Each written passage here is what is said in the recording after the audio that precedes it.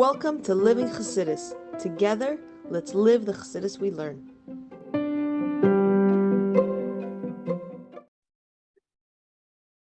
Good morning, everybody, and welcome to Chassidus in the Morning. 15 minutes to change our lives. Shlach.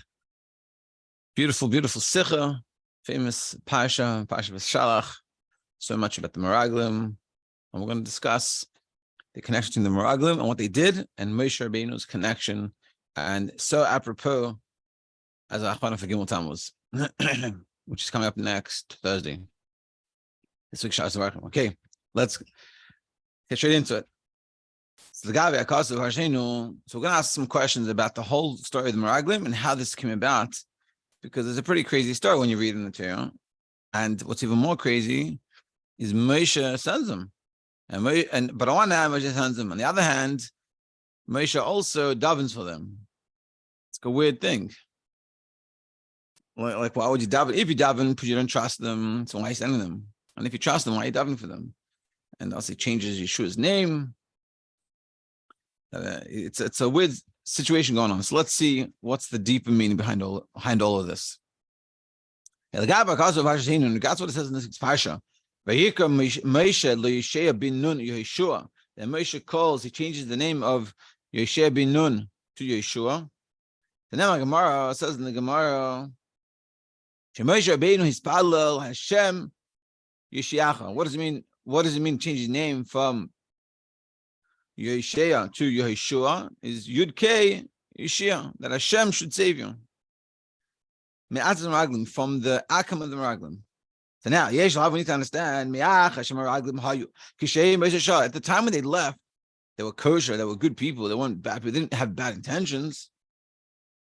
And you have to say this because if there wasn't the case, if they weren't kosher, if they weren't good people to be sent, Moshe wouldn't agree to send them. Why would Moshe send people that are going to give a bad report? That'd be against everything, the whole purpose. The whole purpose of sending the spies, they said they wanted to go. The purpose of sending the spies is to give us encouragement about going to Eretz Yisrael, not to come like the spies actually did and put down Eretz Yisrael. So if Moshe knew they were going to put down Eretz Yisrael, he wouldn't have sent them. So the fact that he did send them, meaning they were good people. They weren't going to come back with a bad report. It all depends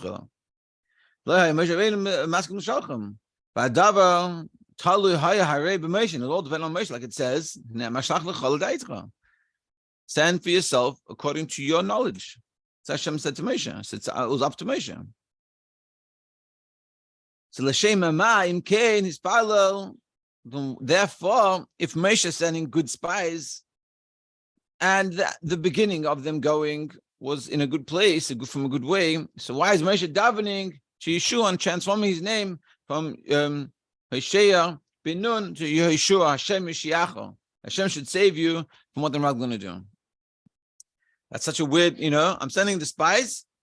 Their job is to scout the Eretz Yisrael and figure out the best way to go and give us a good report of how we're going to succeed. And then we know in the end, they come back with not such a good report. And it really makes and ultimately because of that, it's 40 years in the desert.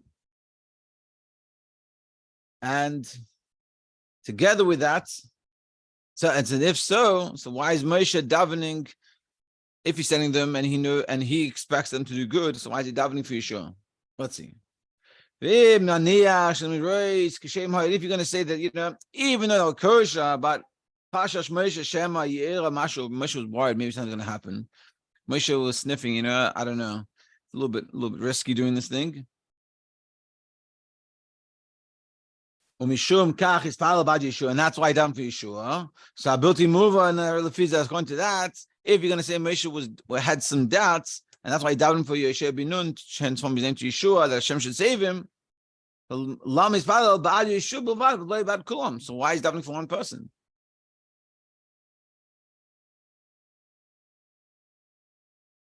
So that's the question. Why is he davening? Either he believes they're all good, and why he's davening for Yeshua. And if he believes that they're questionable, so why is he only davening for one of them? Base. It says in the Gemara, and this is something we all got to pay attention to. know it very well. Today he says, do this. And then the next day he says to him, until he says to him, do aveirah. Sagamara miskavenes lahaver eich itachin sheyehudi aveirah. Gemara's come to teach us how is it possible to do an aveirah. So what does that mean? What does it mean? How's it possible? What do you mean? It's very possible. I do it all the time. What's the question? So the question is like this: Yehudim Yibnei Avraham Yitzchak Yaakov, a Yid, the son of Avraham, Yitzchak, and Yaakov. We have forefathers and foremothers. By neshama, we have a neshama.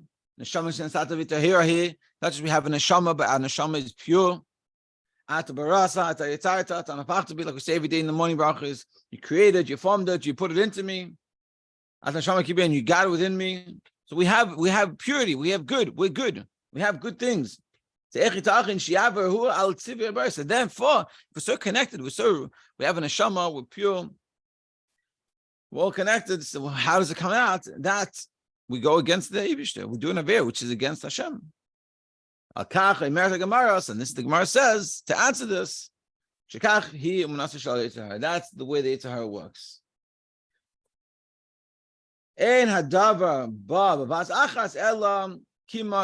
come in one shot. It doesn't go do avodah zarah.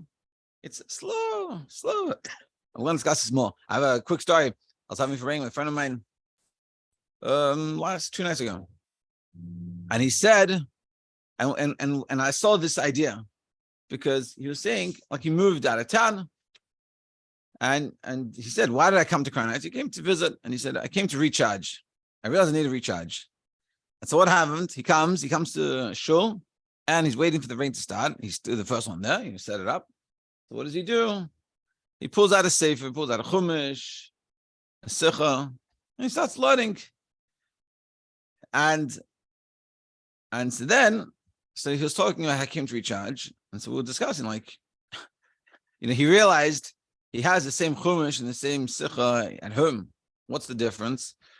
That's the Yetzer Hara way that he works. Yetzer Hara comes to you, and you move, whatever it is, whatever the situation is, and this is just this example, but you move, you're in a new place, and you start to settle, and you slowly settle, and then you're caught up with other things, and then learning gets put to the side a little bit. And maybe when you come, you're learning every day, you do exactly the same thing you did like you're in seminary or on the heights.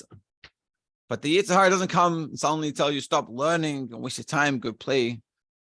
Go watch movies and hang out and do nothing. It doesn't say that because he's not going to listen. But he goes, lot, slowly. So he comes, you wake up a little late one day, you miss your verse a few times, and it's slow. And that causes, ultimately, so then someone, admits Hashem, he goes back home, and he's like, hey, I can do this. Like one of the things he was telling me, he's complaining about, there's like a curl over there, that the curl people aren't very nice. And they don't treat you respectfully. I said, no, maybe you should go there and go make a chavrusa with them. You'll gain the learning. You'll have a chavrusa, and they will gain some of his, and he'll be mashpia on them to be nice to them. But that's Yetzer Hara. See, when he comes, so now he's going to come back all inspired. He came to Crown Heights. He got his inspiration. He had a farbrengen, and he learned a little bit. It's like, I can do this. But then the Yetzer Hara comes back. Lots.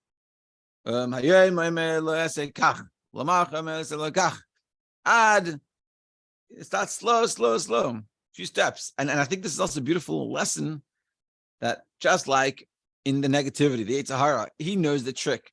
It's not going to work, become all extreme. So you go slowly. Start doing the positive. I just realized this. Just doing the positive. What you do, you don't go extreme. I'm going to transform my life.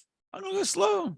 You go slow, the Yetzer Hara doesn't come and bother you. He doesn't tell the painter, so you can do one mitzvah today or one mitzvah extra. A big deal. I'll let you go. I'll let you have your one mitzvah. Slowly until you become a transformed person. And that's what we're saying. So a mitzvah sheyesh inyan shel hidur mitzvah. So now the Rebbe explains how does this descent go. So you have a mitzvah and you have a hidur mitzvah. You have the mitzvah, you do it, and you're beautifying the mitzvah. You can think to yourself, like says the Gemara, Shikayim Adam is a mitzvah, is lo yaseh. You could do the mitzvah, but not being yetzi, your obligation of the mitzvah. How? But if Yaschalas Yitzhak comes and he says like this. Yitzhak comes and says, why are you wasting your money to do behidron? It's equally as a mitzvah as you do it without the hidron. Kayim is a mitzvah, stam fulfill the mitzvah. Why buy the nicest thing? You know, for Shabbos, you want to buy nice. Why spend your money on the nice stuff? Just buy simple stuff. You get luv nesreg, so buy a cheap luv nesreg, whatever it is. You know, like you don't have to be so expensive. You don't have to spend so much money. You don't have to go so high. You keep it simple. What's the way of hidden mitzvah? You know, you have to light Shabbos candles extra early. Yeah, relax. Just light on time. Wait for the siren, and just light it then. And little things like this, you know. Why get up so early? Just get up at the normal time. It's these little things that you don't even recognize. This is sort of the challenge. It's not even, we don't even recognize these things. And then the Yitzhar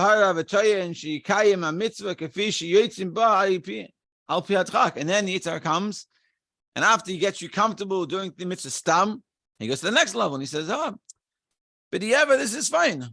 B'diavad, it's still good. You know, and then you look at b'diavad, and everything comes b'diavad. It's like, whatever it is, you know, like I heard a story, this guy was saying, talking about going on vacations to different places in Europe, and there's like different restaurants that are officially kosher, but it's not so kosher, b'diavad. And people don't even like, you know, it's a hechsher. As b'diavad, it's a hechsher, it's good enough. There's a guy, there's a yid, and there's some stamp. Do I know what's going on? No. And but this is slow. It could be, you know, the chatzchila, we're sitting there and we only eat special, only certain hechsherim. And the Yitzhak comes, he's like, well, these hechsher are also good. I'm hungry. Come on. It's a good hechsher. Leave it alone. And then we slowly. And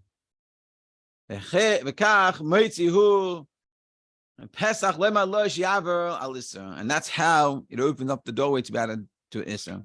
The Isra comes, and this is sort of an important lesson in life. And it applies to a lot of things. It doesn't come when you question, how did I get here? You don't get here in one shot. It's lot, it's slowly. This is all sort of something that bothers me a little bit. You know, there's a big thing about the Holocaust, remembering the Holocaust, and there's a slogan, the hashtag, never again. But the problem is, what does that mean, never again? Never again a Holocaust. The Holocaust doesn't start in the Holocaust. It starts in 1933 when Yamach Shemoy got brought into the government. And even before that, it's years before. You know, it's tens of years before. That's how it starts. And this is sort of what we're saying here. It's a horror, like, I'm never going to do an aveirah. I'm never going to do it. Yeah, of course not. But you're not going to do the aveirah first. You're going to start slow until you transform yourself. I remember, let's finish this up and then I'll tell a quick story.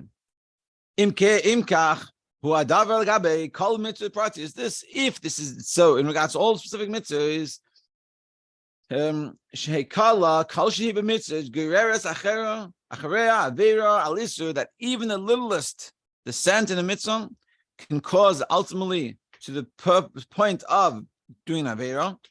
Kol shekein, the mitzvah is obviously strong. Shehi yisod kol mitzvahs, even more so the mitzvah of obviously strong, which is the foundation of all mitzvahs. Like it says in Yerushalmi. Rabbi Akiva says that the mitzvah of Yisrael is a general principle in the whole Torah.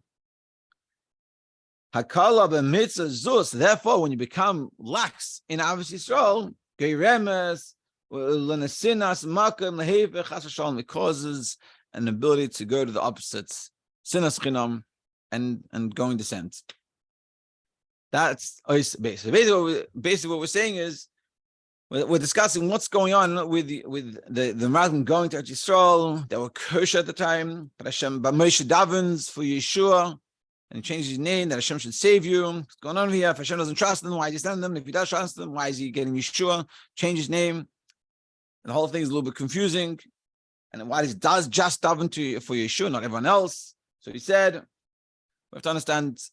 We'll put that to the side now. We have to understand some information that will transform our lives, and that will help us also understand this idea. And basically, it says in the Gemara that that the Yetzer Hara is Benasa, he's very sneaky, he knows how to do things. He doesn't come to you and say, don't do a mitzvah anymore. He just slowly get you to do things. Don't do a hidden mitzvah. Why mahadir? Why is man in this? You save the money, something else. We'll give all the tzedakah, maybe save it. You might need it later, or give it to something else. And little things like this. And they get to you. And slowly, it goes from first thing to the next thing, and then it goes, not just don't do a hidden mitzvah, but do a mitzvah b'diavad. And then you get to the point of chas v'shalom doing something against Torah, against the Eibush, against Hashem. Now, that's how it works. So therefore, that's in general. Even more so in regards to the mitzvah of Yisrael, it's the same thing, very important. It's Yisrael is the foundation of the Torah. So that with that, we can start to understand, we're going to understand tomorrow how it all fits in with the story of the spies, and why Moshe davened for Yeshua specifically, and everyone else. To be continued tomorrow. Have a great day. Thank you. You too.